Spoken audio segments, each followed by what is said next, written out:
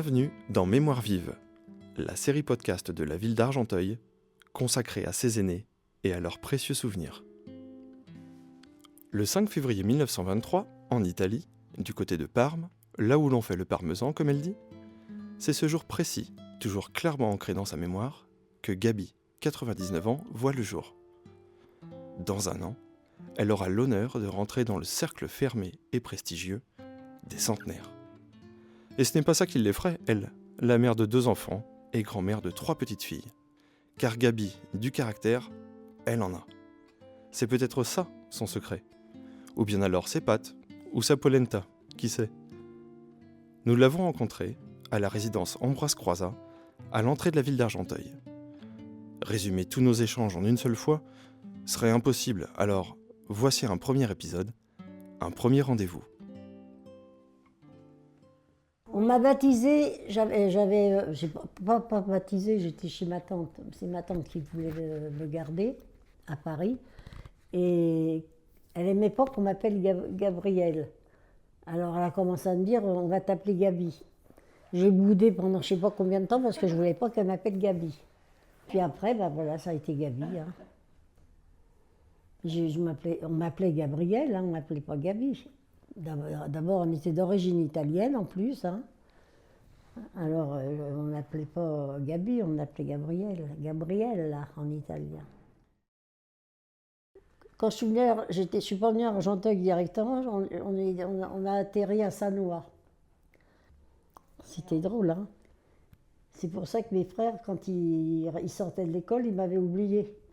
Et moi, à 5h30, j'étais encore assise sur un bloc de pierre à côté de la porte d'entrée ou de la sortie, parce que tout le monde avait oublié de venir me chercher. Et j'avais des amis, enfin, du côté de mon frère, qui habitent encore là-bas. Alors, elle me fait... tu nous fais voir à sa fille. Elle dit, tu nous fais voir, c'est quoi, elle était à l'école maternelle. Bon, j'ai dit, oui, on va y aller. Oh, alors, venez pas, elle dit. Et t'es resté assis comme ça sur la pierre, là, devant la porte d'entrée? Bah, je dis oui, si tu voulais que j'aille, je ne savais pas m'en aller. Hein. On était dans les rues, c'était des rues, c'était pas... Il y avait des voitures, il y avait tout, hein. Alors, et puis d'un seul coup, qu'est-ce que je vois? Je vois mon papa qui arrive avec un vélo, qui est venu me chercher parce que personne ne venait me chercher. Après, je suis revenue à Argenteuil. Et puis, j'ai fait mon école à Bollorber, c'est Bollorber.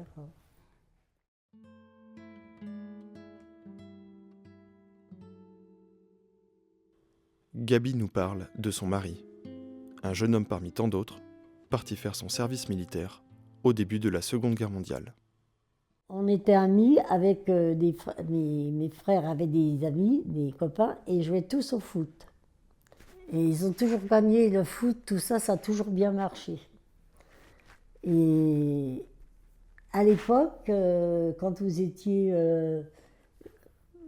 20 ans comme ça, vous saviez qu'il fallait partir à l'armée.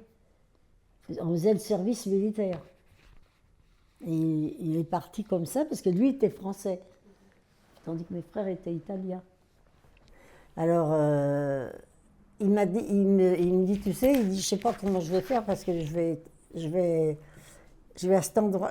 Il allait du côté dans l'Est, faire son service militaire. Et puis, il m'écrit, je vais plus dans l'Est, et je vais du côté de Dijon.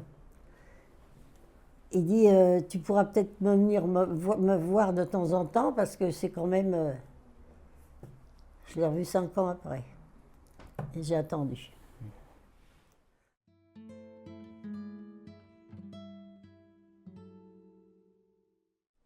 Surtout de la période que c'était à ce moment-là. Pourquoi tout ça? Pourquoi tout... Il y a des tas de choses comme ça qui m'ont vraiment secouée et puis qui m'ont rendue... J'étais malheureuse, quoi. Je ne pouvais pas y aller et tout. Alors ça, je répète ça, c'est ma petite fille. Elle me dit, mais comment tu faisais? Ah oui, ma petite fille, oui. Elle a 26 ans, ma petite fille. Mais toujours, elle me demandait, puis alors elle me disait, mais quand il est revenu, où c'est que t'étais? Bah, j'ai dit, j'étais dans le parc, puisque j'étais en maison de repos. On m'avait mis là, j'étais malade, j'étais en maison de repos. Et elle dit, qu'est-ce que tu as fait là? Bah, j'ai rien du tout. J'étais condamnée à être dans une maison de repos et je ne bougeais pas de là. Et puis un jour, il y avait une petite jeune fille qui habitait dans les environs de Paris, elle. Et puis elle boitait, elle avait tellement eu peur des bombardements et tout, que ça se faisait dans les quartiers, qu'elle ne pouvait plus marcher, elle marchait toujours comme ça. Puis un jour, je la vois arriver, elle faisait ça. Mais je dis, qu'est-ce que tu fais, Josette? Mais marche pas comme ça, qu'est-ce que tu as, où c'est que tu cours? Elle me prend, elle me dit, ton mari, il arrive. Oh là là. J'ai dit, écoute, ne rigole pas avec ça. Hein. Moi, je prenais ça au sérieux. Moi, j'ai dit, tu vas pas faire... Elle m'attrape comme ça, elle dit, je te dis que ton mari, il arrive ce soir.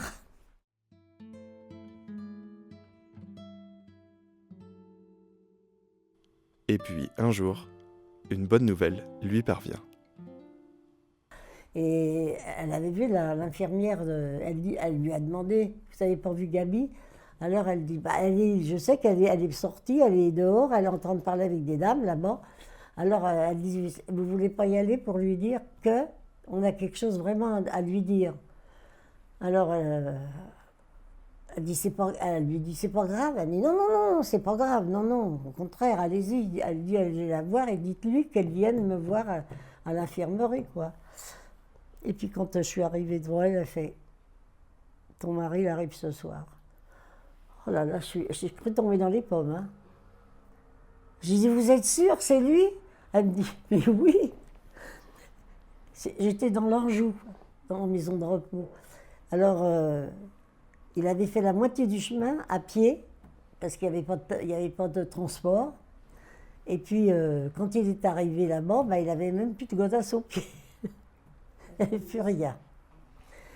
Et alors, l'infirmière, après, m'a soignée, et puis, il y a dans une ferme à côté, je connaissais parce qu'avec une amie que je me suis faite, on allait chez eux chercher du ravitaillement pour envoyer à nos parents.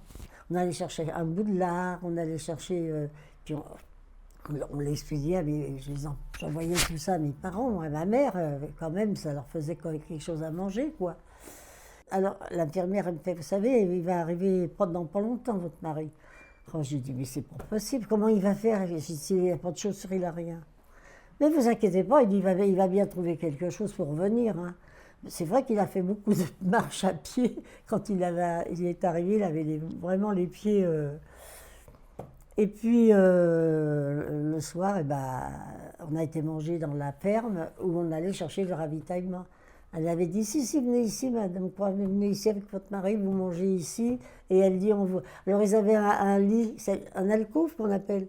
Hein. Elle dit, regardez, vous allez pouvoir dormir là tranquille, personne ne vous gênera.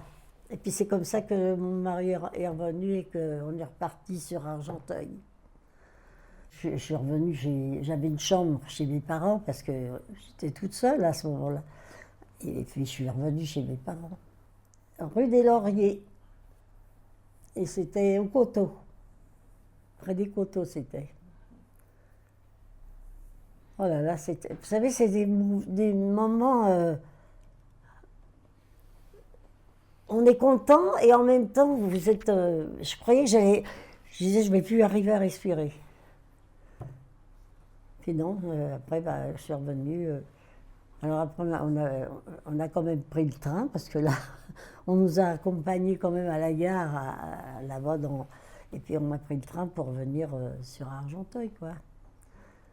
Ah, ça fait un drôle d'effet, tout ça. Oh là là là là là là là là. Mais comme a dit ma petite fille, mais le plus beau jour de ta vie? Bah, je dis, c'est quand j'ai aperçu ton père revenir. Elle dit, ça t'a fait? Bah, ça m'a fait, bien sûr que ça m'a fait quelque chose. Je dis, tu te rends compte? On est resté 5 ans sans se voir, et puis d'un seul coup, il arrive comme ça, il courait comme un fou. Je disais, il va plus s'arrêter.